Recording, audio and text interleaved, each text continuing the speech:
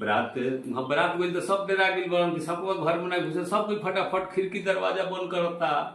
तो कहा तो बरात देखी लोग डेराइया, फट कहाँ से आई बरात, देखी लोग डेराइया, फट कहाँ से आई, हिमाचल गई ले लजाई, हम मुंह कैसे दिखाई, कबीर धाता लिख ले गौरा के किस्मतिया में, कबीर धाता लिख ले गौरा के किस्मतिया में, हिमाचल के नगरिया में ना शिव जी बरत लेकर चल ससुररिया में, हिमाचल के नगरिया में।